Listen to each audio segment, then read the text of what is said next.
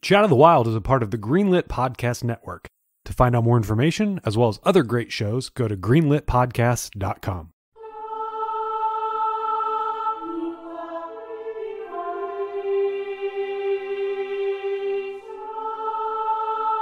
Hello, everybody. Welcome to Chat of the Wild. In this season, we are playing through The Legend of Zelda Twilight Princess. In this episode, we are finishing that game. It has been a long road. It has been an interesting road. Mm-hmm. I don't regret doing this game. It has given me a good perspective of where we left off in the 3D Zelda games. Mm-hmm. We do have one more after this, but I have said multiple times, Skyward Sword is a departure from the original formula that we saw starting with Ocarina. And Twilight Princess really does kind of like end that era in a way.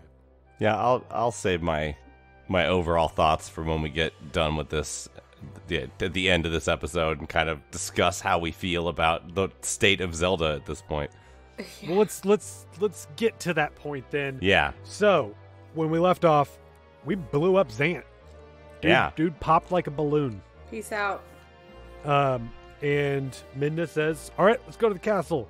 Apparently, I'm super strong now, and we can go and finally stop Ganondorf." I have the power within me to help Zelda out for what she did for me. Basically, I can return her power to her. So Midna's going to be saving Zelda. Well, but we don't know that yet because She we says don't it. even know. Does she say that? Yeah, she says she it. says she can return Zelda's power to her. Oh. Mm-hmm. Okay. Yeah. So for me, I guess that was weird because do you remember the last time we saw Zelda? She kind of exploded herself. I thought Yeah. she was dead. It literally looked like she killed herself. Yeah. Or sacrificed herself. Yeah. To give the energy that Midna needed. It was Yes. not clear what she had done. So when Midna is just like, "Oh, she's back at the castle," just like, what? Huh? Yeah. What? Why would she be at the castle? That wasn't explained at all, but yeah, all right, sure.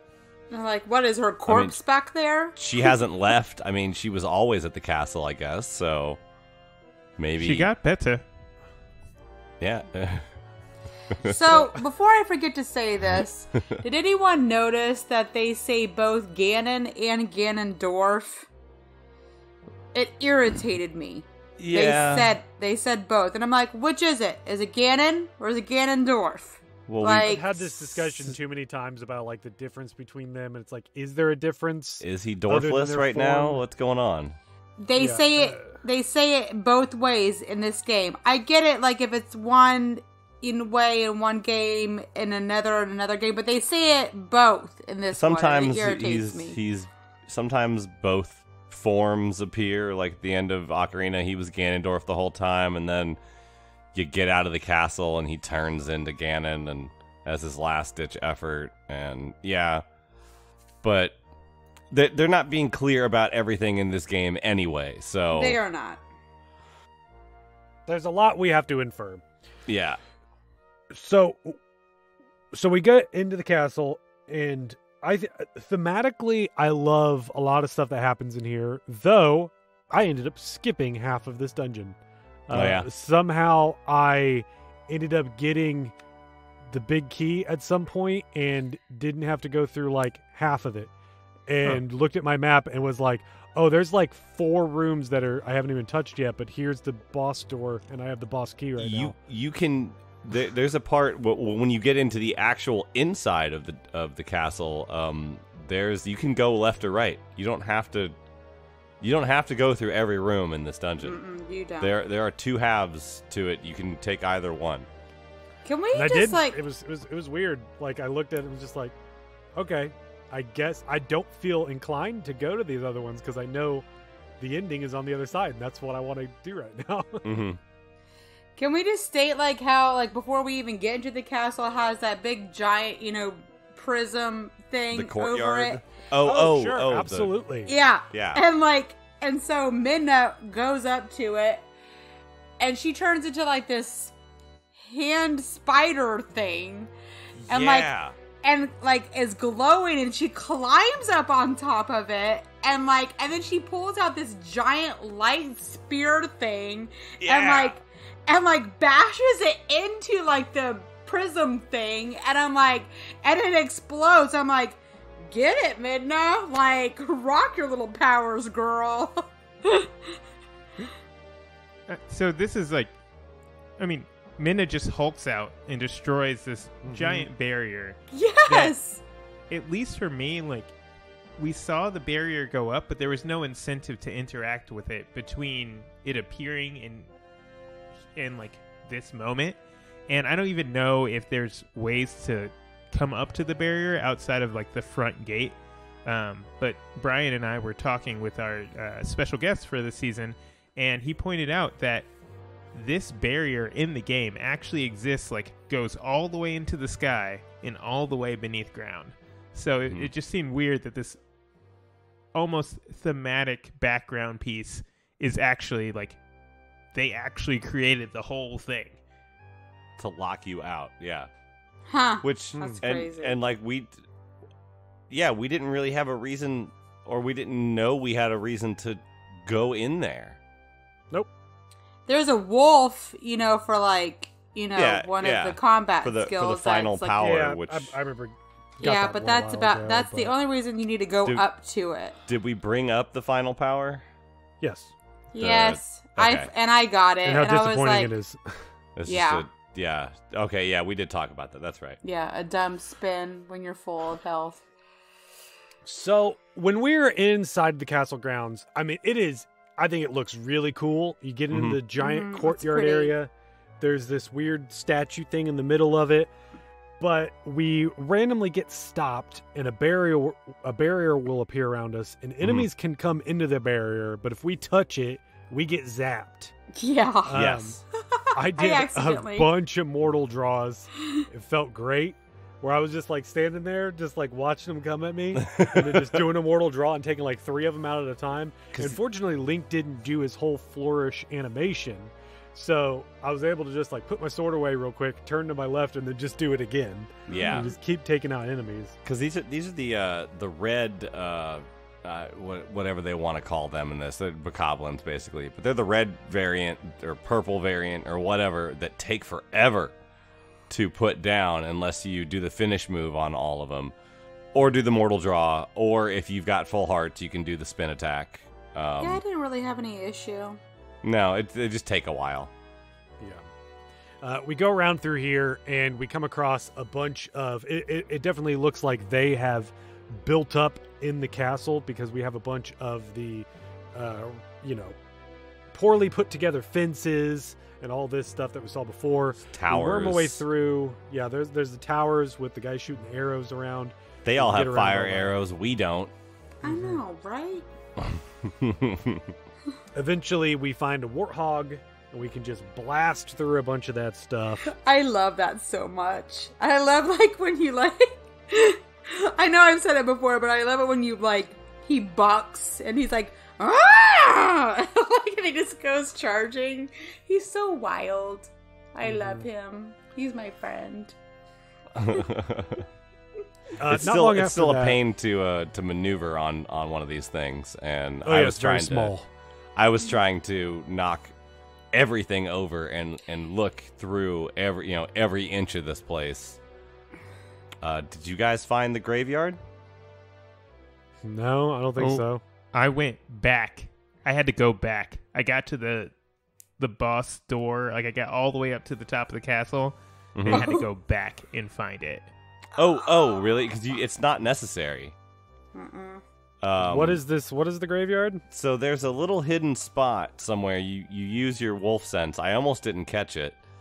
And you'll dig under this spot in the ground and come out in an old castle grounds graveyard with and it has this kind of elaborate puzzle to it where involving rain and torches, and you have to stop the rain to transport fire across from one side of the graveyard to the other.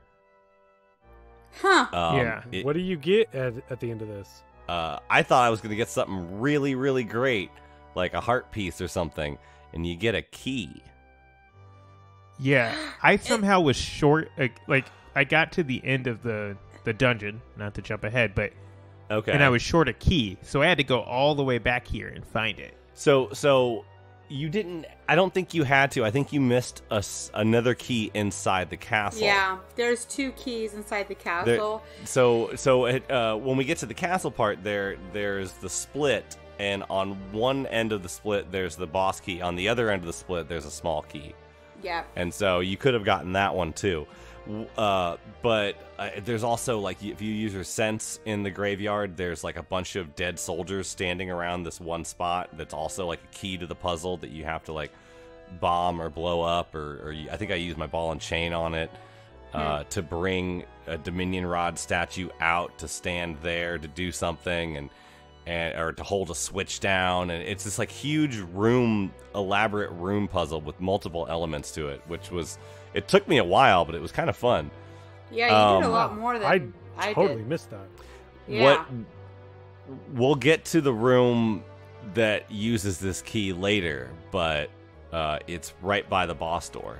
Yeah, I didn't have a key for that, and that made me sad. And it had a ton of. I could see on my compass I had a ton of chests, and I'm like, well. Yeah, this is the first time I've ever found this graveyard or knew it existed, and likewise the room that it opens up, because you'll run out of keys if you don't find this key. Yes.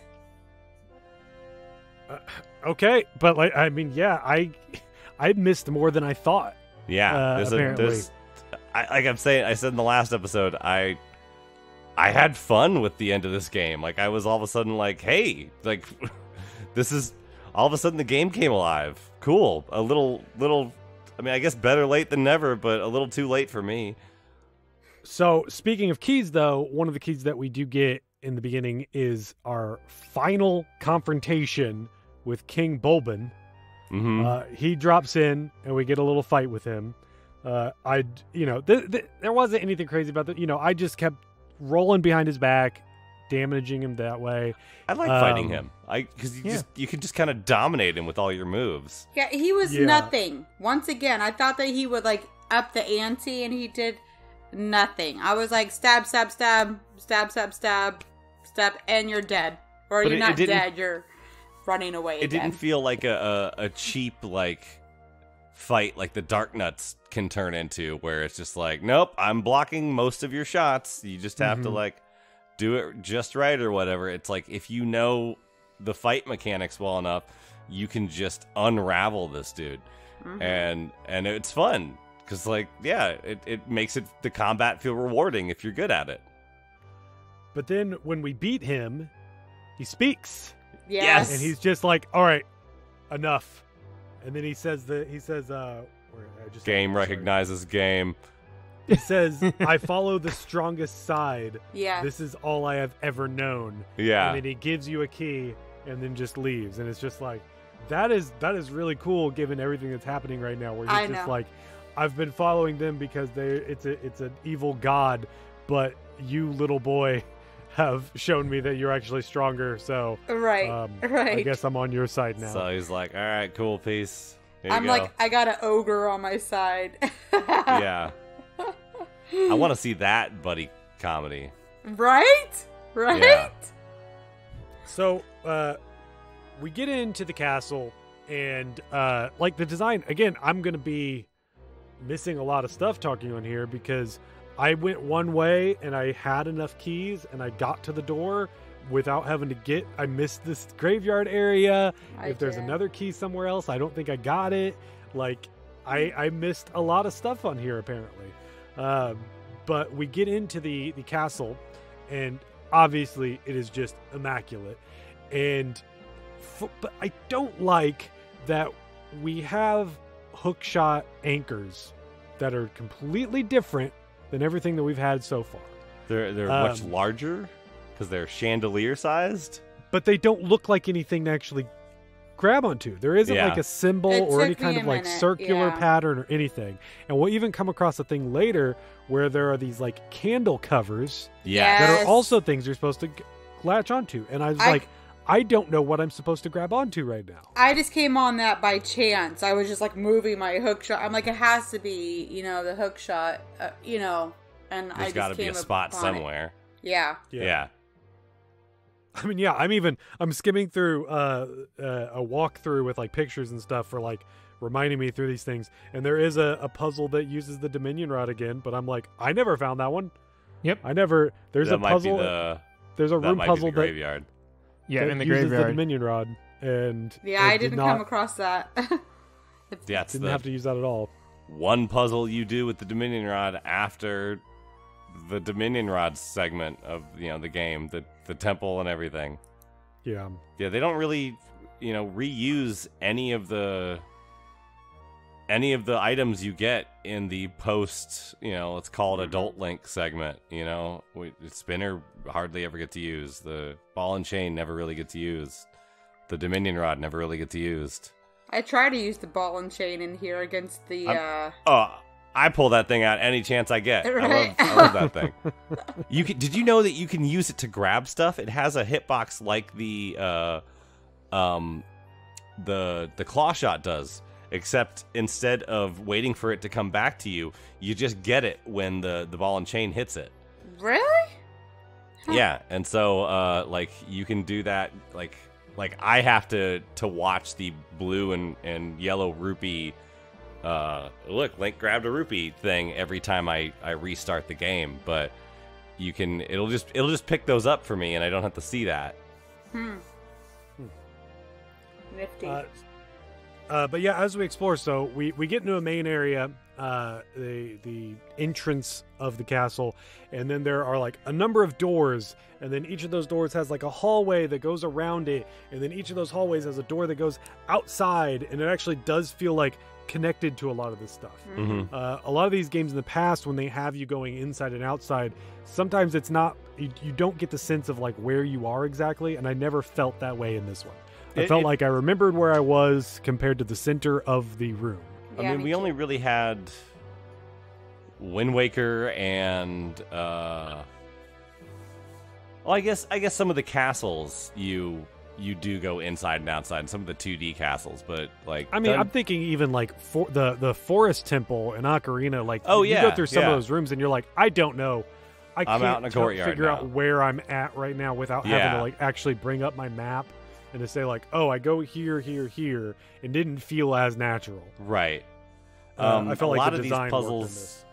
A lot of these puzzles are claw shot based. We talked about, but also there's a lot of torch lighting happening in here, and some of it's used in interesting ways. Like when you light certain torches, platforms will raise up, and so you want to have certain platforms raised and then extinguish a specific torch so that another platform drops that or one took me raises forever. to get it to scale something, which I thought was cool. And the one that took me forever to actually figure out what was going on was there were 4 torches, and this was really unintuitive, that they stayed on for a certain length of time, and some of them were longer than others. And in typical Zelda fashion, I thought they were just going out because I messed the pattern up. Like, oh, that was the wrong one. I have to light them in the right order or they go out. And it was, you have to light them in the right order because they go out, not they go out as a consequence of you messing the puzzle up. So I felt really dumb in this room because there is on the other side a mirrored hallway almost that has a different puzzle. And so I had gone into the other room and, tried. My first thought was, oh, maybe I can, boomerang one of these pictures off the wall or run into the wall and one of the pictures will fall down. Yeah. I and had that didn't thought work. too randomly, yeah. I was staring at it. There, a lot of the pictures were of the same thing, but just different times of day or different seasons. Which I was staring at these pictures like, that's really weird. But sorry, yeah, go ahead. Yeah, but so then I went back to the dark room where you had to light the lanterns, and like you, Brian, I was like, all right, this one stays lit the longest, so I gotta start here then I like figured it out. It's like these two stay lit the longest, and so I'm just gonna go these two and then try the others. And when I figured it out, my partner was right there, and she goes, how'd you figure that out without the clue? And I look up at the wall, and there's clearly a painting that you have to knock down that shows you the order to light the torches. Oh, sweet mother. What? Really? Yeah. And I just lit them until it worked. Yeah.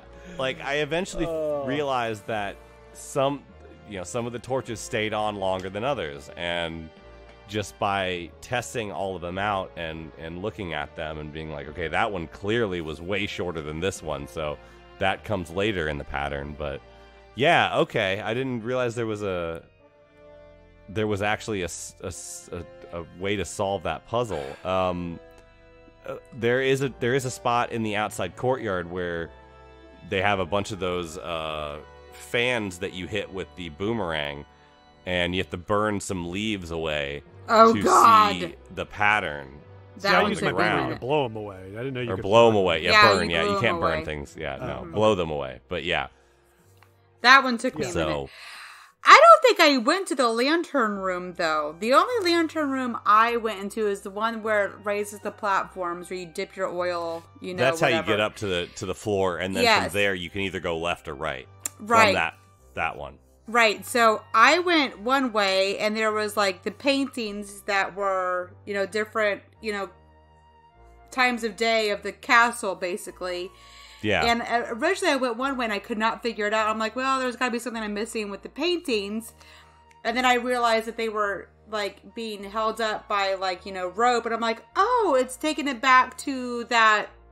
Oh, I forget which dungeon. Yeah, but you just shoot your arrow and it knocks it down. And then there's switches that you hit the switch with the, hook shot. And then some of them, like, drop down, choo-choos. Which actually saved me because you go into, like, because you can scoop them. Like, one is oil and one happens to be red. And so, like, because the next room is, like, the 2 dark nuts. Okay. That killed me the first time. Like, the first one, there's one room where you have just one of them. Just one dark nut. And then I killed him. But then, like, when I had 2 at the same time, I couldn't use, like, my same little technique. Like, I kept on using Mortal Draw over and over and over and over and over again on him until all of his, stuff was down. And then I just went behind and stabbed him. Well, I couldn't do that with 2 of them. They murdered me. And I'm like, so I went back out and got a bunch of, like, chew jelly and stuff. And then, like, went back into the second, room and finally defeated them. But it took a lot of patience, which we all know I don't have much of. I'm like, just be patient, Jess. Just be patient. I may be wrong about this, but is this the first time I'm going to say this in this season? We all do it differently? Because I feel like I have not said that. I feel like it has not been said. We haven't said that this season. We hardly said it in Wind Waker, if we said it at all. But this is where there is actual real deviation on how we can do these things. Because, like I said, I skipped half this dungeon, and you're talking about you skipped this one puzzle here that the 3 of us did. I didn't see the rope at all. Yeah, there was the painting Yeah. knock over. I was staring at those paintings too. There's four. Yeah, there's 4 of the paintings, and you shoot them with your arrow, and it knocks them down. And then and behind all 4 of them is a switch, and you hit the switch, the and it picture releases is that taken gate. from North Hyrule Field. Yeah. Do you get a memory if you go stand by that? Yeah, I hope so. All God, right. I need more. I need some of this lore to be explained. Right. So, eventually we do have an area where we're going outside, and there's these like bridges that go across, and you get in there. There's one that you have to fight one of the flying, what are they called? Dragon, Yeah, the Dragalfos shield or whatever. dragon guys. Yes. Oh, yeah. But then there's one that you come across where it has this cutscene of like all of these enemies coming at you, and I'm like, all right, bring it on. Yeah, Right. let's And go. then it's like nice, but also unneeded that our buddies show up, and one of them has a giant cannon. He's got a rocket And- launcher. Yeah, he's got this like Yeah. rocket launcher mortar thing, and he blows them all up, and they're all just hanging out there. And then we see like Falcon takes out like one of the arrow guys up at the top. The Falcon was the And- coolest part. Yeah, so we go through all that, and I'm guessing, is there another scene with them? No, they Nope. just Nope. run off. Nope. They're like, hey, Like- thanks. Yeah, like the rebellion comes and I'm like, where have you been all this time? Yeah. Like, I've been fighting every single, like, bad thing in this entire land, and you just come and, like, kill a few, like, bad dudes. I'm like, I just got done killing 2 Dark Nuts at the same time. Where were you during that? I Yeah, could have that'd used been your... helpful. The Right. flying shield dragon, that would have been nice time for you to show up. This feels like one of those events in an open-ended, like, Western RPG where, like, you happen to, fulfill a certain number of side quests, or you helped out all these characters, and so they show up to help you once or twice. Or it's like when you free the dog in Resident Evil 4, and then it shows up to help you late, like an hour later or something like that. Like, that's what it felt like. But this is just a scripted thing where these 4 people, hey, hi, wave at you, and then they blow some guys up. And they're like... Yeah, we could. And they're so proud of themselves. They're like, yeah, Oh, yeah, We did saved it, guys. the We day!" saved Hyrule. I'm You're like, okay, that makes 4 for you guys. I'm at like 300 something. If we're Just if we're since I doing got Lord of the here. Rings here, yeah, I think I'm Yeah. winning the body count. right. Yeah, so one of them, you do get a big key at the end of it. Yeah. And then this is where, like, I kind of just found my little path. I went up here, and the next thing you know, I'm at the door for the boss. Oh yeah. Yeah. So I don't know if there was, like, more stuff to go and see. No, not really. Not really on this one. Like, Not that I recall. Nothing notable, at least. Yeah, you can no, go there's through just both. the 2 paths. There's the big key, and then on the other side, there's a small key. But like they're 2 identical halves. But this time you're supposed to go down both of them. Whereas Oh, I got okay. the small key, I didn't get the big key, and I had to go back to the big key. I must have, like, I don't know, like, looking through some of the stuff, it's like, especially in my map, I don't know at what point they wanted me to go some way, but somehow I was like, oh, here's a path that I can just go through, and there you go. So, there is a room that we go to, I have to assume that you guys saw this room, where it is a bunch of, like, square tiles, Yes. and you have to This turn is into a wolf. This is the start see of the the- final path to the boss door. Oh, yeah. Okay. Yep. And you see these ghosts, and they're all like, if you don't go into that mode and you just like run up to them, the tiles will just fall through the ground, right? Yeah, it's a clear but- path. There's something that The ghost mice. the ghost rats. Yes. Yeah. Oh, So yeah. Yeah. Not the they're- band, They the give you an actual incentive ghost to turn rats. on. Mhm. Sorry, what? I said not the band, the actual ghost rats. Yeah. But they give you an incentive to turn on your senses, and Right. and then you see one of the dead soldiers. These would be the same NPC models as the ones that were in the graveyard. Mm-hmm. Yeah, so we get up there. There is a dark net waiting for us at the top to fight. Mhm. I've done enough of these now. He's just It's not a big deal. it's just one of them. It's no big deal. It's Yeah, when they there- start it's not throwing multiple two. at you. It's Yeah, not two two at or- the same or- time. 3. Like, I had to fight 3 at the bottom of the well, Oh, no. and that was just a nightmare. Yeah, I And would've it's not surely because died. like, oh, this is a challenge. It's because, well, there's just 3 guys there who can block 75% of your hits, Right. and then maybe you get through with one of them and you throw them off balance, but by the time you've thrown one guy off balance, the other one's ready to kill you. Yeah. And so it's not challenging on a mechanics level. It's just unfair. Correct. Sure. Yeah. So in the corner of this room is a locked door that you need every single key to be able to access this door. And I've never been in there before, ever, because I'd never found the graveyard before. right. And inside are like, yeah, go ahead. Oh, I was going to say, this is the point. I think I already had the big key and didn't realize it. And in my mind, I was like, all right, there's a locked door. That means I missed a key somewhere. Yeah. And it just so happened that I opened the map. And as I was looking around the map, I was like, oh, there's something more here. And I assume the areas had to be symmetrical because, like, you know, on the King Bulbin side, you got this key. So I'm like, all right, on the end of the other side, there has to be a key there. Yeah. And I think it's cool that they actually incorporated the wolf, but it also just felt out of place because you haven't always needed the wolf form in dungeons. Right. And I was like, if this is something so important, they're going to make it clear, not make it, oh, you have to search for this one spot to dig in. It's completely hidden. It's almost as if it's like just a bonus reward for you being thorough. Right. Like, that's really it. Because I've never Being found this inquisitive. before. If I wasn't streaming and like being like, we're gonna look at everything, guys. We're gonna check all the spots. We're gonna look. I went both directions when it split in the castle just to be like, let's just look and see what else happens. But this door, you open it up and there are 13 chests inside, just full of goodies.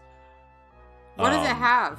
Useful goodies, though? I mean, it just refills on everything. Just like everything you could possibly need, refilling your stuff. Okay. Does it have potions? Fairies? I mean, there's fairies, you know, but I could use a I fairy. still have all of my potions. I made it to the end of the game with the half bottle of milk that I got at the beginning just to see if I could.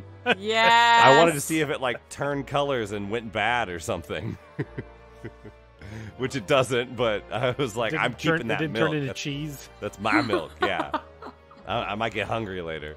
But yeah, there's just like, and then boxes, even boxes and jars and things to break with rupees in them and like, yeah, just a room full of stuff. That's cool. So let's take a quick break. When we get back, we're going to finish off Twilight Princess.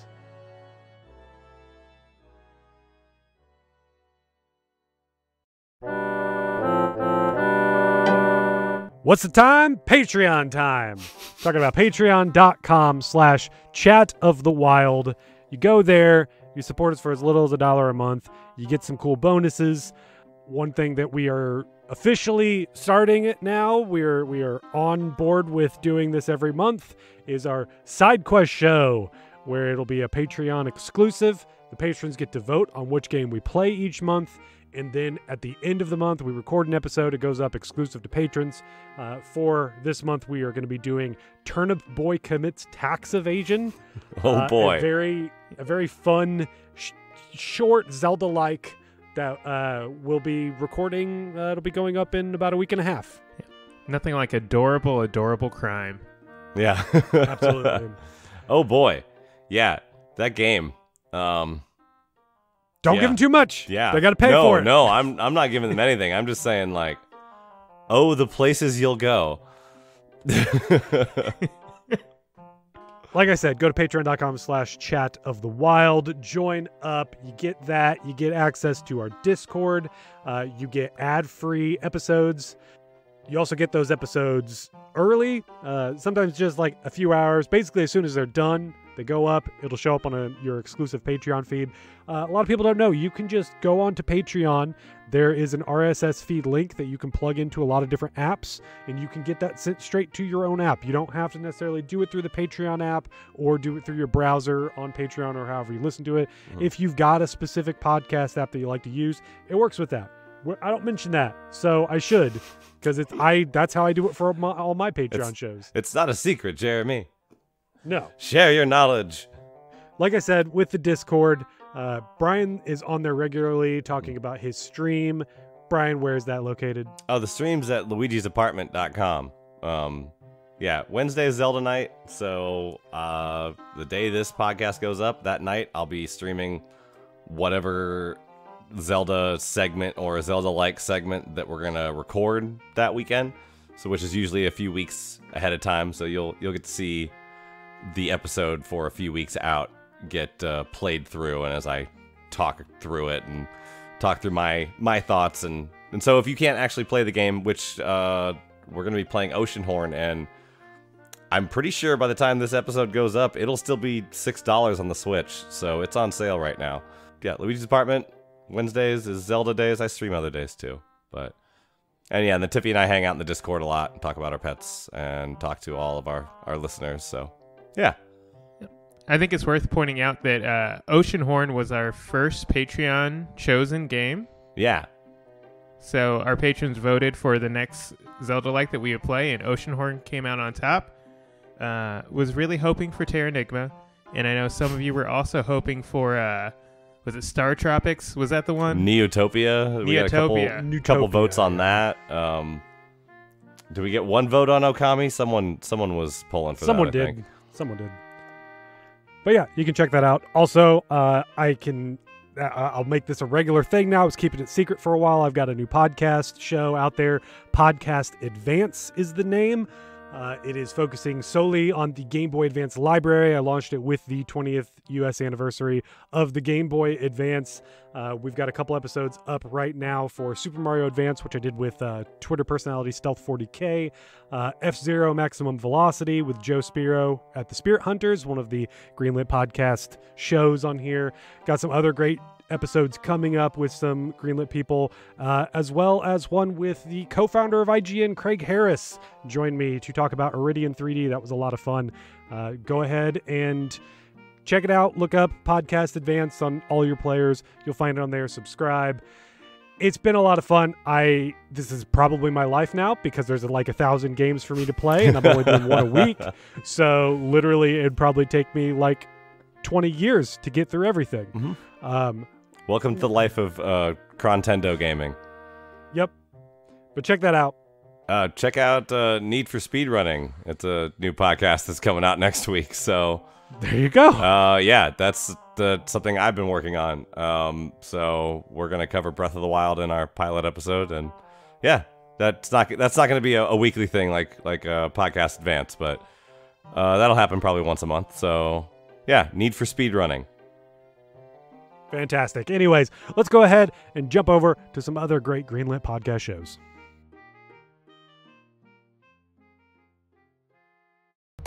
Hey Chris, what's the War Rocket Ajax podcast about? Well, Matt, if we were smart, it'd be about murders, but it's actually about comics. War Rocket Ajax. It's not about murders, but it is weekly on the Greenlit Podcast Network. Oh, hi. I was just shoveling more red-hot takes into the old Hardcore Gaming 101 opinion furnace. Shaq Fu has some redeeming qualities. There's a lot of video-game podcasts out there, but only HG 101 has the code Jones to objectively, definitively, scientifically rank the top games of all time. No, it's definitely pronounced code Jones. HG 101's top games. Twice a week, every week, right here on Greenlit.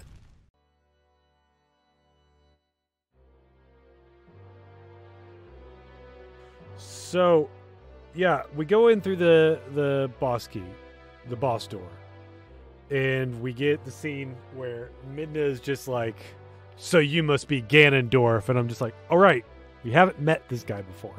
Nope. We heard stories about him, and we as a viewer have seen what he looks like, right? But we have not actually met him yet. Mm-hmm. He's sitting there holding the sword that they shoved through him.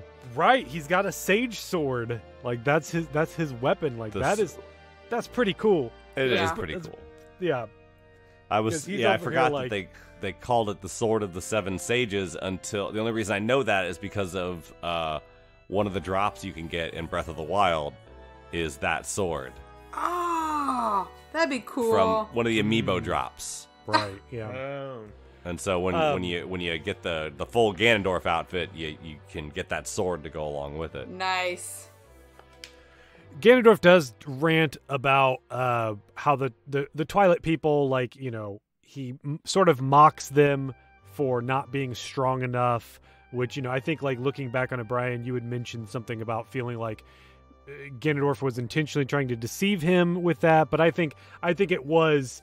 He thought this was a way to get through and to, like, get what he wants, not necessarily to, like, use and throw away Zant, but just seeing, like, they're using... He's trying to use powers to do bad stuff, too, so I'm going to do that as well. But then hitting that ceiling with them pretty quick and just being like, oh, I'm not going to be able to... Like, I don't necessarily need... I don't I need Agamemnon for just like, you know, a little bit of my plan. And then once that's done, like, who cares what happens to him? You know, Zant can rule in the dark world for all he wants, you know, Twilight world for all he wants. I don't need him anymore. Yeah. And then he goes and flashes this triangle at us. Yeah. To be like, I got Look the at power of the bling. gods. I got this at Spencer's. Yeah. We do too. But then, yeah, he mentioned, he sort of alludes that he's going to do something. Yeah, we get in this room. It is the same scene that we saw where Zelda's last stand early on when we first were introduced to Zant, where we see like this giant statue of the three goddesses above the throne room.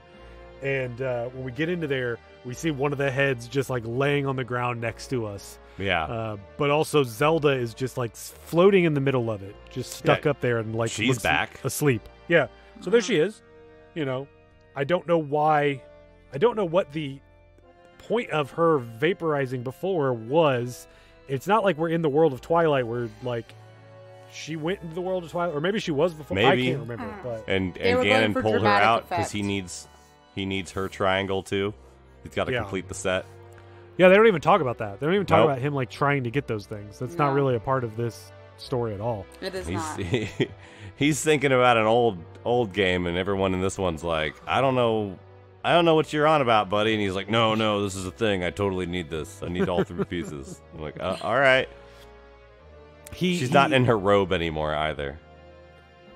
He looks over at Zelda and makes it clear that he's gonna like do something to her, and Midna tries to stop it, but then it just like the power that he uses, the Twilight power, it just goes right through her and just, I don't know, just punctures Zelda all over. And Yeah. I do like this scene that we get here because we do see like, what is it? I think Midna gets like blasted away, and then Link tries to run after her, and then as soon as he turns around, we see evil Zelda like right behind us. Yeah. And it's like actually like a really cool cut because we didn't see what happened with her. No. And then suddenly she's just there with her sword out, being like, I'm gonna stop you and I'm gonna kill you right now. I told She's you got, there was a. Go Oh, ahead. she's got like black veins going through her face Yeah. and stuff, and she Like, I looks all told you there was a possessed. reason I had this sword earlier in that cutscene. So now we have to fight, quote unquote, fight Puppet Zelda. Yes. More No puppets. point are we ever actually going to use our sword on Zelda. That was probably I could see at one point we actually fought her, and then Miyamoto was like, "You cannot use your sword on Zelda. Like that is not allowed." Right. And so they had to get creative with it and to just be like, "You're just going to deflect her power back at her." It's like, guys, we already beat up a Yeti lady in this game. Like, let's tone it down. Right? We're getting dark. Can't beat up on Zelda. We don't I want to mean, get that Zelda. dark. So we get a, hey, remember this part at the end of Ocarina of Time battle, where we play tennis with her Yeah. and we lob her energy back and forth. My do that a couple timing was times. off. My timing Yeah. was off a little bit, and it got me a few times. And I'm like, oh, agonizing. Mm-hmm. So we do that a few times. She gets electrocuted, and then Midna uses her power again. It just does this like devastating looking attack where it just like blows right through Zelda and like launches her back at the throne, but then lets go and is like, oh, she's fine. She's just laying there. She's Yeah. very comfortable, actually. She's quite She cozy. just needed a heavy detox. Yes. But so what happened with that is that Ganondorf did like go into Zelda. Like he was inside of her using her as a puppet there. And because really like this Ganondorf is more ethereal. He is not really like, he is magic. He's not an a person idea, like man. you. Right. And That's why you the don't play with Ganondorf that we Ouija knew- boards, kids. The Ganondorf we knew in Ocarina of Time, that was like a guy that was using the power, and this is like just the power at this point. Right. Mhm. Yeah. So after we help Zelda out, we do just see this like mound of dark energy that starts to transform, and this is where he does transform into Ganon. Is this like where we have to like did Midna get wiped out by that last attack where like Link's kind of holding her there? No, not yet. Or that might have been at the beginning when she speared through the thing, I think. But like at some point he's like kind of cradling her, like, "Are you all right?" Yeah. And just the way that like that interaction happened, I felt like Link was just like, "Yeah, I have a girlfriend." Which that happens more going forward. Yeah. So this is not our final battle, but it does definitely feel like it. We're fighting Pig Beast Ganon. This fight is interesting. Like, again, I like it thematically, but I think the mechanics of it are kind of boring. Yeah. I was hoping that it would be as exciting as the sumo battles, because it's kind of what they're going for when you toss the Gorons aside when they're rolling at you. But that is the last phase that you do, and you even do it in a way that you weren't taught. So it's kind of weird. Yeah. So the first round, Ganon is just like running around in circles around you, and he will like teleport out and then show back up. And when he teleports out, you will see like this seal sort of move around in different places. You got to wait for it to like change color at the last second. And it is very much like the Phantom Ganon battle, where you do have to like look all around. And when he's coming at you, you want to shoot an arrow at his head to stun him. You come around on his belly, slash his belly up a little bit there. Yeah. Do that a few times, then he'll change up his pattern where you'll try to shoot at him, and then he'll just like disappear. He's too the smart last for second. you. Yeah. Yeah, they're And playing so- around with this gash on Ganon's chest or stomach from when he was stabbed with the sword of the 7 sages. Which is Oh, cool. is that I what think that that's cool. was? Yeah, Yeah. that's That's what they're going clever. for on that. And it Which even is- bleeds white as you do that. Like little bits of white will come off of him. Mm-hmm. But yeah, then we do the thing where Minda's just like, it's beast versus beast. Yeah. And Which it's I weird. actually liked. Again, thematically, sure. Yes. But yeah, so what you have to do is basically turn into wolf and then wait until he comes right at you, Mhm. and then press A, and I think you have to hold A At the the whole right time. At Yeah, you just have the right to- time. Mhm, I feel like I had to kind of jam it a little bit, kind of like the sumo. I thought I had to do I think that. when I jammed it is when I lost, and I was like, okay, so do I hold it? I couldn't figure it out what they wanted. I can't It's- remember. We're back in this like WarioWare minigame thing. We're like, now, like you gotta you only have like a split second to figure out what they want from you, and you Right. fail, you fail. Maybe it was holding it down. And then you move him from side to side, and he plops over on his side, and you slash his belly again. But it took me a minute to figure out, like, I'm like, I get that she wants me to turn into a wolf, but I could not figure out, like, the holding thing, because I was trying to come at him from the side. It wasn't until, like, I saw the A when he was, like, he came out of nowhere, and he was charging at me, and I'm like, oh, that part took me a minute. Yeah. So yeah, you do that, you toss him aside, you hit him a couple times, and that'll wrap up the first phase. We then get this cutscene where Midna is basically making it clear where she's like, remember how I said before I only used a little bit of my power? I'm gonna use all my power right now. And Link realizes that. He's just like, no, don't do it. You're gonna kill yourself. And but Midna just like throws us out of of this castle, just like chucks us out of there. She teleports us out, right? Yeah. And then there's an epic. There was a firefight. we get this, like, you just see off in the distance this like big thing going on, and then the cut is weird because it just goes like from that to then Ganondorf on a horse. But then there's like this big light explosion you see like from the castle, like in the castle. Yeah. Oh dear God, the battle is not over. It's not over. No, Oh, it's still not. Yeah, no. Because all of a sudden, Yeah, we see Ganondorf holding the Twilight crown from Midna, and he just crushes it in his hands. yeah.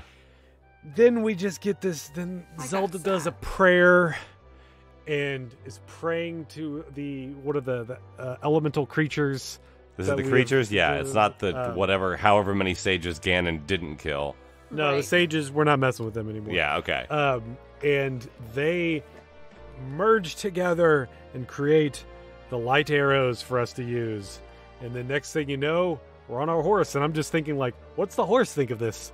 Like, what was the horse doing? And suddenly it's just like, why am I here? Right.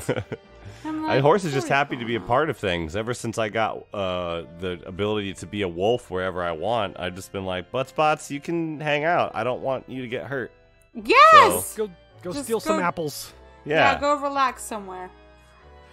Yeah, now we have, again, not the final not the final battle of all of this. We have the horseback fighting, which, you know, has been a big thing. We're just like, oh, it's got horseback fighting. And it's like, nah, this sucks. It sucks. This is the second worst part of the game. First one being the first horse battle. First one being the second horse battle. Oh, Yes. second horse battle. Yeah. I was like, I have to do this again. I'm like, I was raging the first time. So you got like Zelda, you know, like riding the horse with you. And she's like, focus on him. And then when you do that, I'll shoot my light arrows. So I rode up to him and I'm focused on him and she's shooting her little light arrows, or she wouldn't even shoot them. I'm like, literally like, shoot, woman! You weren't there long enough. And then she would try to shoot from far away, and then he would zigzag, or the stupid, you know, mechanics of, you know, me riding this stupid horse was like zigzagging, and so then the light would miss, and I'm like, I'm gonna lose it. I'm like, and I'm tired at this point. I'm like, but I gotta finish it. I'm in it now. I've gotta do it. Yeah. You know, I just watch it on YouTube. It's fine. Yeah, you can lie about it. Jeremy didn't beat Alundra. I didn't. I'm going to leave it. I'm going to just only admit to that right now. The thing I hate about this is that it's essentially the final fight from Wind Waker done poorly. Like, yeah. Yeah, that wasn't even around. That was worse than I remembered it, and this is worse than that. Oh, God. Yeah. That's a good point.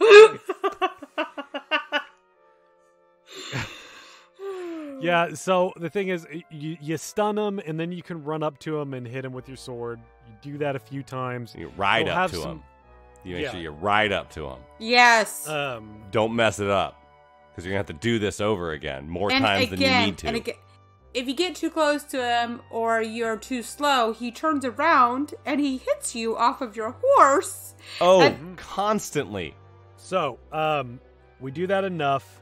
Then we do get the final battle, the true final battle with Ganondorf. Yes. I like this. Never again. I did like this. Yeah. Thematically and in terms of mechanics. It was a one-on-one sword fight. The thing is like, Ganondorf really only has 2 openings throughout this. Mm-hmm. And it is about watching his animation. He can move really fast, and he can do a lot of damage to you. Yes. At this point, here's the thing. I had half my health, no fairies. Nothing. There's one fairy in a skull in that little area that I found. Oh, okay. I was like... in the field when you're running around, or in the battle? So, like, you're in the one-on-one with them, and I was running around, I'm like, I need some hearts!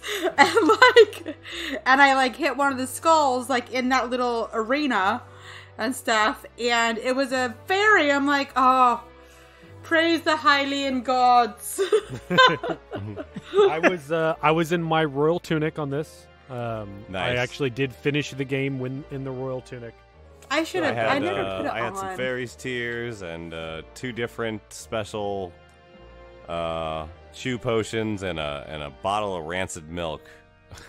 Yes. So I was doing okay. Perfect. I didn't need That's anything. The best. So you're in this final battle. You got half a heart left. You're like, wait, I know what to do. And you get that milk and you chug it. And you're like, the milk's bad. Oh, the milk's bad. And you just start It's puking in chewy. front of him. Milk was the gross. wrong choice. I've never had to eat milk before. I saved my Great Fairy's Tears for this final battle. Yeah. And I didn't realize that you lost the buff as soon as you got hit. As soon as you get damage. Oh. Yeah. So I drank them and immediately got hit. Yeah. So Ganondorf has some moves. He's got a couple moves where he will like lunge at you and then I think he does like a 2 combo move on a couple of these things. He also you have kicks to, like, you. Yeah, With his giant he move. has all these different things where the He's only got time over B, he's got up B, he's got a couple different A moves. don't let him get the smash orb, whatever you No. do. Oh god. Well, don't let him charge up his regular B move. That Falcon Punch, So- man. The ways that you can damage him, and really it's like there's one way you want to do it. You can get in between, like, after he whiffs an attack, if you can dodge him just right and get in there and hit him that way. But what you really want to do is you got to do the chance move. So what happens is he will sort of like lunge at you, and so a prompt appears on the screen that just says chance. And Chance when time. You do a jump attack at him, and then the swords will clash. The Q's will TE. And you have to smash the A button or whichever button as quickly as you can. A button. And then it wasn't, I had it in my head that at some point he would be able to overtake me. I didn't really have an issue. Did any of you have a problem like No. pressing the button fast enough? Not even when I didn't realize it was going to happen, and then I was like, oh crap, I need to mash it, and I still managed to do okay. I never got, like, the opportunity to use the chance button. Like, for whatever reason, it just flashed real quick for me, and I'm like, and I was never quite quick enough to hit it. Like, it was Until it the lasted- very end, to the last time you did it. Well, yeah. Oh, yeah. That part. Because Obviously, you have yes. to initiate the final blow with this Yes. segment. Obviously, I did that, but like throughout the battle, like how I defeated him, like it took me a minute to figure it out. But like when he like slashes his sword down, like to like get you, he's stuck for a moment, and his back is turned. So I would just loop around him and stab him in the back, and it would semi-stun him, and I would just get a few more stabs, and I That's just cool. and I just kind of waited him to do that, and I just went around and around and around and around and stuff. Just but wore him down. yeah, like it took me a minute, but I beat him. So But yeah, if it's like using the big Goron sword on Ganon in yes, in Ocarina. If you keep doing it, you're never gonna wear him down just right. mm-hmm. You're gonna you won't initiate the final blow if you don't do the thing they want you to do. right. Now, once we do that enough, he does lay on the ground, and you can do a final downward stab. And Yeah. I thought this part was really cool. Like, Yeah. honestly, this moment I think was about as cool as in Wind Waker 2, because it goes dead silent when he's like screaming, and it's like you have all this noise, this music going. When you do that, everything is just silent. And I was like, okay, that's pretty cool. That is Yeah. a pretty cool little moment to have there. But then this is just weird. So like we go and do this. He stands up. He just gets up. I know. And then he just starts talking I got my about triangle, dude. You can't kill me. like, wait, what's happening? My tattoo's fading. Oh no. They told I me it was must have- permanent. I must have got water on it. I didn't do it just right. Right, I was sweating too much. And yeah, he basically just says like, this is going to keep happening. He's like, yeah, I know, dude. This is like the 12th Zelda game we played. We know. Right. Yeah. Like, Yeah. we know this is We going to keep happening. killing you. We Yeah, just keep you're why gonna we keep liked it. dying too by the end of it. yes. But then the scene just ends with him standing. I know. We don't see him like fall over finally. Or turn to stone or something. Nothing. He's just standing there, and he's just like, I mean, we see like his body just sort of like goes limp, but but his legs don't. He still just stands there. I thought And he I'm just turned to wondering- stone, but that's No. I thought it was maybe that's just Wind Waker. No, he like- does not turn into stone. So Okay. I'm just picturing this thing like, after all this stuff is done, it cuts to the scene where these kids are like, I dare you to go touch him. And it's just Right. he's like, I'm not gonna do it. You go do it. No, It's like in DBZ Abridged when Yamcha gets brought back to life. He's like, "Where did you guys bury me?" And they're like, "Bury you?" And just cuts over to like him still lying in the hole. yeah. So yeah, that's it. We defeated Ganon. we do Kind go of. and see that the sages are huddled around Midna, Uh-huh. and we go up and see her, and we see that she is back to her normal self. Yeah. And of course, she has to say something flirty because she's a female character talking to Link. And I was like, I've got a girlfriend. Yeah.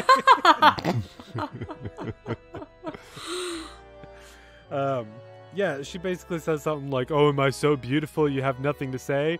to the silent protagonist. Right. He hasn't Well, said because he that has to that anybody. sort of stunned look on his face, but it's like, oh, you're people now. You're not like a little imp thing anymore. But yeah, like, oh yeah, I got it going on, don't I? She looks like she's a Sheikah or something. She looks like Bayonetta. Yeah. Yeah, I'll take that. And then we get the sort of final scene before the credits is where we are back at the Arbiter's grounds, and they're talking about going back to the Twilight, and they talk about it in a way where they're just sort of like, yeah, this has been great. We should hang out sometime. Maybe you can come over here. We'll play cards. I'll come visit you sometime. We can have a few drinks. I know. I have And a girlfriend. Zelda is so sweet, though. I love this part. She was like, I know why, this, the Twilight Mirror was created is so I would meet you. And it was like a really sweet scene. It was like very sentimental. I'm real sorry that this all happened to begin with. Right. But yeah, they talk about how this mirror is the only way, between the worlds and all that stuff. And the last little thing is she shoots a laser tear out of her eye towards the mirror, and it cracks it enough to where the last use of it like destroys it. Yeah. Right. And they're just like, no, what's happening? And then she's back on the other side. The mirror's gone. There's literally no way for us to go back. I there. bought property while I was over there. I left my headphones over there. No, the left earbud. I'll never get it back. We get our jolly credits. Yeah. Like we get a scene where the people in Hyrule Castle are all doing the Mallow dance. Yes. We get that scene that I knew was going to be in here, not even because I remembered it, but with the Zora Prince and his ghost mom watching over him. Like, we got that exact mom. thing. Yeah. Yes. Yeah, I think when it happened, I was like, yep, Jeremy was right. There it is. Like, everybody's happy. Were there any other scenes that stuck out to anyone? I think I was too busy pontificating about my thoughts on the game to like really pay attention to it. Back in, Orden Village or whatever, where, Link is from. Like that one mother has her baby and like the kids are reunited. I thought that was really sweet and stuff. I'm sure she names it after your main character, so that's I farted the baby. Yes. I farted, the baby. I farted, yeah. Son of I farted. But I thought it was really cute and sentimental. The last scene that we do get with Link is like him going back home. Yes. Mm-hmm. So it's just sort of established where he's just like, all right, gonna go back to being a farmer now. Everything's done. You can check that box off. Right. And that wraps it up. I did check. I was at 30 hours for my completion. Really? Yeah. 40 something. Do you I'll remember, have to Jess? go back and look. I didn't. I think I I'm didn't an clock I think it hour. was like upper 40s. So, BC. My Wiimote lasted the entire time on one set of batteries. Really? All right. I am Nice. thoroughly impressed. Yeah, me too. Because I know for a fact, and it might just be because it's not using Wii Motion Plus stuff, but one of the other reasons why I didn't make it through Skyward Sword was because I was chewing through batteries, and I was broke at that point in my life, and so I was constantly having to buy batteries. And so that was another reason why it just took me. I maybe just gave up on that game. Aw. But I'm impressed. BC, you had not played this game really before we started this. So before anything else is tainted with your views by other people's views, I want to just give you the floor. How do you feel about this game? I would say the overall, I enjoyed it. I think I kind of wish there was more to do out in the world. You can collect a ton of Poes, but it almost feels like there's too many Poes. Like there were enough Poes that when I made it halfway through the Poes, I was like, okay, this is fine. But I think it does a good job of, it's the dark Ocarina of Time. Like it takes the format of Ocarina and it actually, it does the same format, but it still feels like a new game. I really like not all the characters, but I felt like they were really enjoyable characters. Midna, even though I kind of hate Midna being around, she's still a good character. Yeah. And for like a Legend of Zelda game, Zelda's somehow in it less than I feel like she normally is. Yeah, and we're not the ones trying to save her, really. It's more about Midna and Zelda. Yeah. Which is cool. Mm-hmm. Yeah. Yeah, I think it's like so many other games. If it were made today and were a little bit more technically polished, it'd be amazing. I just think it's really good, not amazing. So,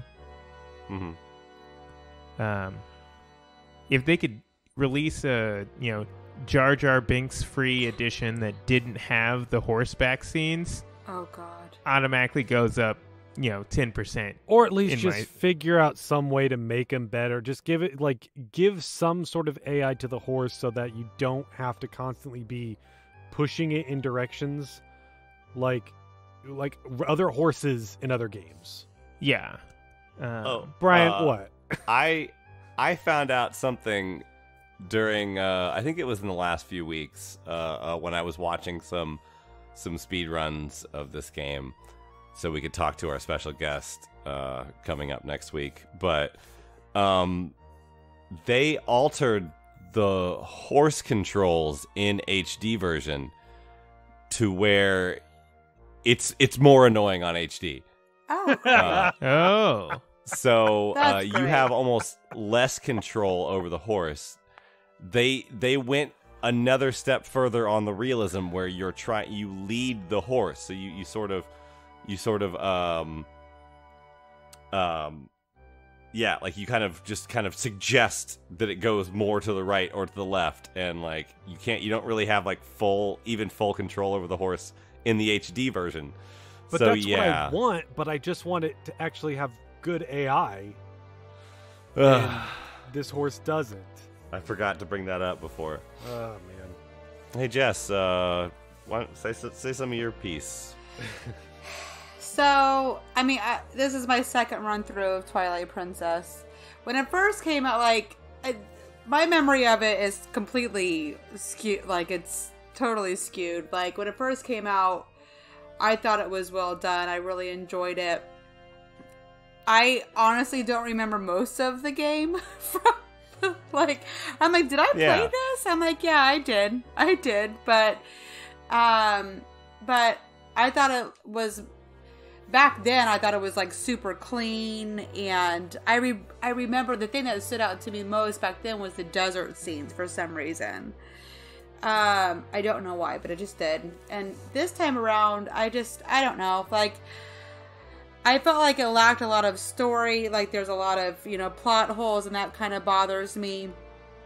I get that as a Zelda game, there's always going to be plot holes, but I just felt like it wasn't well-rounded with that. There was some... We've played other Zelda games where they like, there's a smattering of lore here and there, but, like, this one felt like they had something they wanted to say, but then they just didn't say it. Right. Or they left parts of it out. Right. There was a meme that I actually shared with the group today that said Link's Awakening is just Twin Peaks for people who play Nintendo. Yeah. And I thought that was hilarious, but I just kept thinking, no, Twilight Princess is kind of like the weird dream sequence, bizarre. Yeah. Yeah. Twin Peaksy game. Yeah. Eyeballs, the weird, white iris or cornea eye cutscenes with the upside down girls floating and raining down, and Right. yeah. I felt So yeah. I guess if I think about it from that lens, as Twilight Princess as the deadly premonition of Zelda's, maybe I like it a tad Right. bit more. Sure. Okay. This is better put together than that. Yeah, it is. Yeah. It is. Okay, fair, yeah. I just feel like they tried a little bit too hard where they didn't have to try so hard with this Zelda, but I mean, it's still Zelda. I love Zelda, and so, but I thought, there was definitely some like fun pieces to it. I enjoyed. I just felt like it was a lot of work more than I remember it being.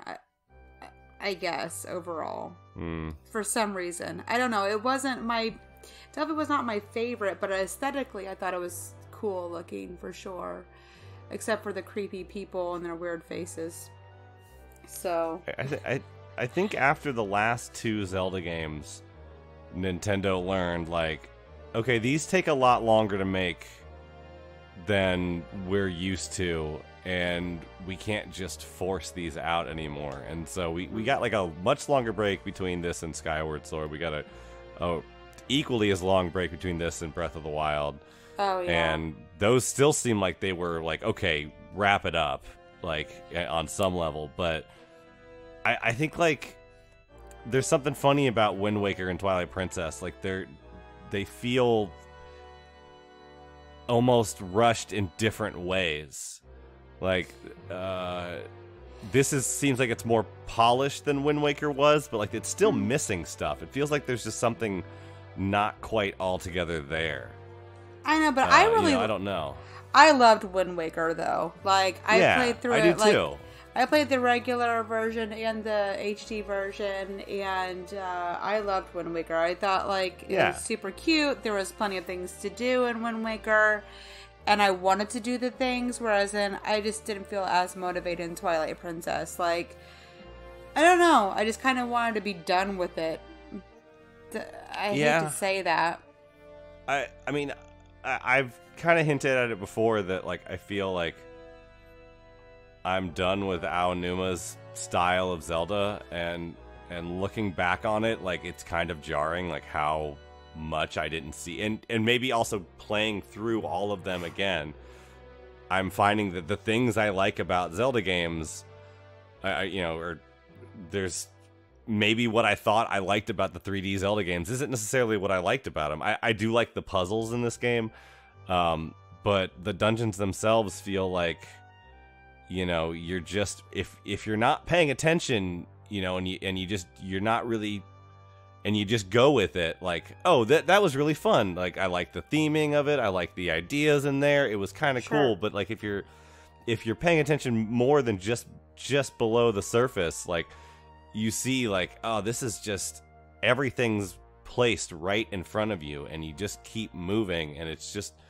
you don't really have to think too hard about these. You don't really necessarily get lost in them unless you decide to go back or something like that. And I want to go back and play, I've played Zelda 1 and 2 recently, but I want to go back and play A Link to the Past and Link's Awakening and see if maybe that's what I want out of a Zelda game. Maybe I want these kind of branching dungeons where I have to spend time in them to understand them, to get what it's trying to get what the dungeon actually wants.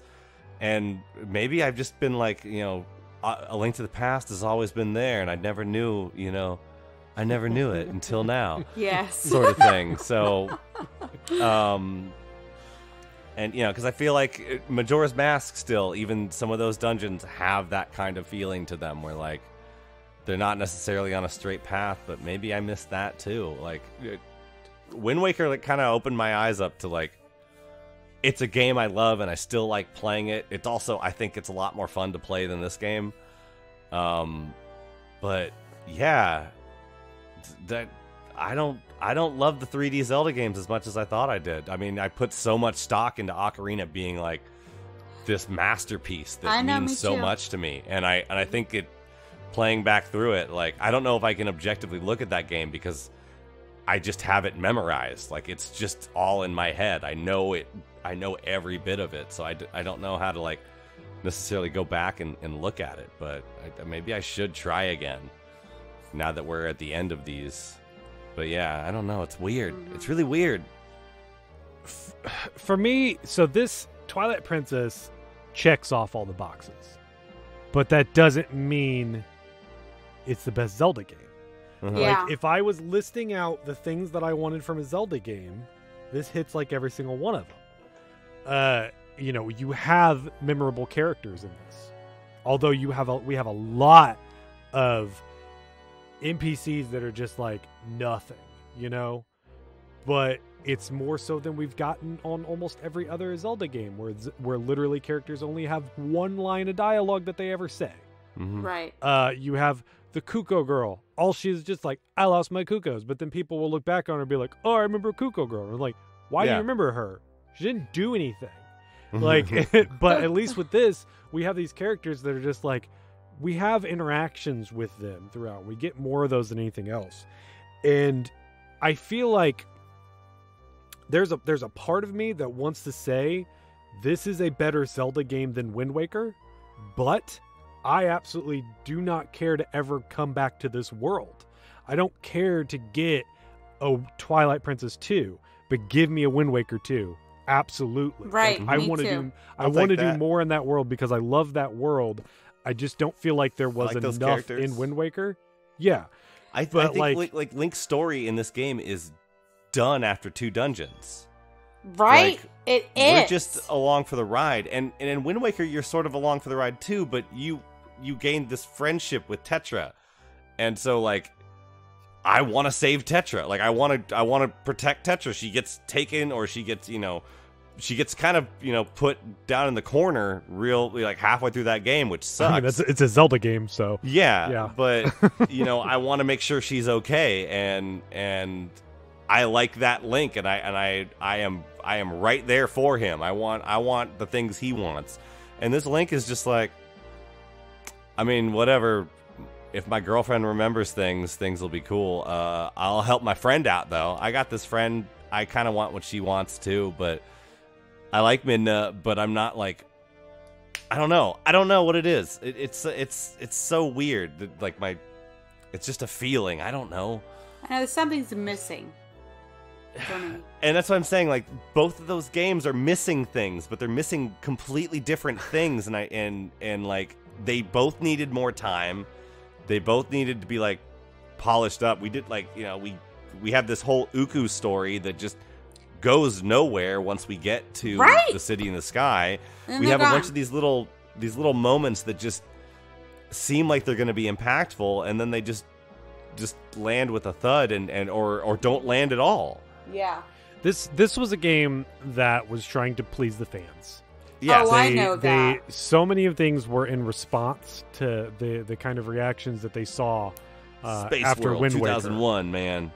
And this is sort of the monkey's paw Zelda, where it's like we got what we wanted, but in so many ways, it's this is why we get Breath of the Wild, because they gave us something different because the people that were making it wanted to make this game. Yeah, Twilight Princess isn't necessarily that. That's not the game they wanted to make. Yeah. This is them checking off all the boxes. This is them saying, like, this is what people were wanting when they said they wanted a new Zelda. And then we get the fallout from this game, which is everyone's like, whoa, it's so cool. It's exactly what we wanted. And then, no one talks about it. A few months down the line, everyone's like, I don't know if this was all that great, actually. And, it's repetitive, and it's this, and it's that. And, the 3D Zelda formula is getting stale. I pulled up, I shared a clip from the end of an interview that Jeff Gerstmann did on X-Play, where they, like, pulled him aside to be like, hey, can you tell us anything about what happened with the GameSpot firing when the giant bomb stuff was happening last month? And I forgot that the reason they had him on there was to talk about how stagnant Japanese design was getting in the late aughts. And one of the things they showed were clips from Twilight Princess. And, like, that was the big talking point about Zelda, which is it's just the same thing again. And now 10 years later, we're like, oh, I love those 3D Zelda games. And we're like, 10 years ago, people were like, these 3D Zelda games are just the same. And that's how we get Skyward Sword, where Skyward Sword is like, well, let's mix it up. Let's try and change up the formula or something. And then even that game, what it tries to do, people are like, it's just the same thing again. And I think Aonuma was like, I don't know what you want from me. Right. Let Fujibayashi take the lead on this. I'm just going to oversee everything because I don't know what you people want. The Skyward And they Sword went was and made pretty, whatever though. the hell they wanted to make, and it turned out to be pretty great. So, after this discussion, so I would say like a couple episodes ago, I was contemplating putting this above Wind Waker. Oh, But now, no. after talking about this, again, I've made it very clear on my issues. Like, I love the world of Wind Waker, but I have a lot of problems with the mechanics of the game. Sure. Okay, I have issues with the dungeons on them. About 3 episodes in, I was going to put this above Wind Waker. I was like, you know what? Seems to be a little bit more competent. I'm fully okay with that, but But- I fell off that a lot faster, I think. After talking about it, I'm gonna put it not only under Wind Waker, but under A Link to the Past as well for me. So that's where I'm sitting it on there. So it's currently like the lowest ranked 3D Zelda. I thought it was gonna be higher, but right now Twilight Princess is the lowest ranked 3D Zelda. So really it's up to Skyward Sword to be like, does it get worse? I don't think it will, but I also thought there was a chance Twilight Princess was gonna be higher than it ended up being. Right. Whenever we get to these end of the season things where you put it into your ranking, I usually am finally ready to say something about like 2 or 3 Zelda games ago, where I finally thought about it enough to be like, I think I can make a decision on this, and I'm putting Majora's Mask above Wind Waker and Twilight Princess at this point. I think it moved up on my list. Like, where it should be. Yeah. Whereas before, we got to the end of Wind Waker, and I was like, I have so many problems with Wind Waker, but I can't let go of how much I love it. And my problems with Majora's Mask kind of mirror my problems with Wind Waker in some ways, to where the end of the game is just, they're both rushed games in different ways too. But I think I'm ready to like say, and I was going to put Wind Waker below even Twilight Princess early on. I was going to move everything above it. But you didn't play it with us. Just stop sticking your tongue out at me, okay? It has But I have problems. played it before. I love it so much. Like, Twice. I absolutely adore Wind Waker. It has problems. Sure. But no, I can't do that. This game also has just problems, and I still like it. I mean, I was never like super hot on it when it was new. I played the crap out of it. I beat it like 3 times. I enjoyed it, but it was never like my favorite thing. And so yeah, I think I've got my 3D Zelda games are Ocarina, Majora's Mask, Wind Waker, and Twilight Princess. Just chronological release going down the list. So, well, with Breath of the Wild being at the very top. Of course. Oh, well, That's just magical. Breath of the Wild. Why? So, let's go ahead and wrap this up. Is there anything else that anyone feels like they need to get off their chest about Twilight Princess? I would just say, and maybe I'll regret this, as a dissenting opinion, if we were going to rank the games that could have been, Wind Waker over Twilight Princess any day. If Yeah. we have to rank the game that was, like, Yes. the end of Wind Waker it's like the last few dungeons of Wind Waker, you're just like, oh, okay, They this stopped is it. trying. At least stuff was happening in Twilight Princess. I Yeah. think from a functional standpoint, outside of just like loving the characters, I think Twilight Princess is probably a better game. And I think I've said this before, as I was playing Twilight Princess, often I thought, man, I wish they could have put this time into Wind Waker. Yes. So, yes. ranked on potential, Wind Waker all the way. Ranked on what happened, Twilight Princess. As annoying That's as fair. it was running back and forth between Impaz and Ilya, at least it wasn't the Triforce Peace Hunt. Wind True. Waker, okay? True. I'll give you Like- that. I'll give you that. And you had HD version And too. I had the easier one. You had the better one. Still, it was annoying. I think it was really eye-opening that I was like, wow, this is just Sea of Thieves is just the Triforce quest, isn't it? That's all it is. It's a game that I enjoy the act of playing very much so, but it's just not rewarding. And that sucks. That really sucks. But All yeah. right. Jess, anything else? Nope, I don't really have anything. I'm glad we're doing the show. This is what I like doing about the show is that I gained a whole new appreciation for the Boomerang and for the 2D Zelda games, and now we're getting to the 3D Zelda games. It's like, wow, maybe that's not what I want out of a Zelda game. Maybe this isn't why I'm here. Yeah. You know, Ocarina of Time was just a really, really good 3D version of A Link to the Past, and that's all I needed. Sure. So, that wraps up Twilight Princess. We will have a bonus episode after this.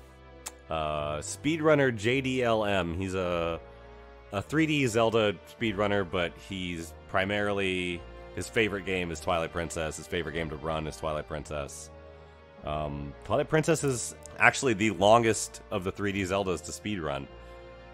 It's Interesting. broken, but like I guess the least broken, or they still have things they would need to find in it, but I guess they just broke open Skyward Sword in the last couple years to where they can basically force the game to, you know how you go back to each area multiple times? They can basically force the game to think that you're on the final time you go to each area and Clever. skip like 2/3 of the game. So that's pretty wild. So yeah, if you enjoy speedruns, BC and I got to talk to him about just kind of the act of speedrunning Zelda games. All right.